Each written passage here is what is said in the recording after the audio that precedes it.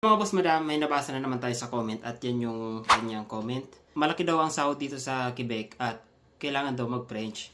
So, totoo naman yun guys. Malaki talaga yung sahod dito sa Quebec. At actually, hindi lang naman dito sa Quebec.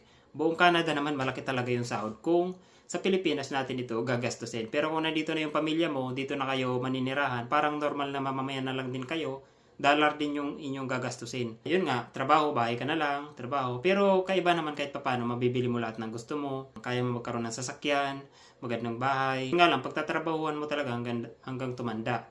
So, maliban na lang kung ikaw ay makapag-ipon dito, makapagnegosyo ka, yun, maganda yon kahit papano. Isa pang niyang sinabi kung kailangan daw talaga dito mag-French. Actually, totoo rin po yan. Kailangan talaga dito mag-French. Pero hindi po pupwersahin kayo dito mag-French. Basta mag-aral lang po talaga. At mahirap din talaga aralin yung French. Pero kaya naman siya guys kung ikaw talaga ay masipag.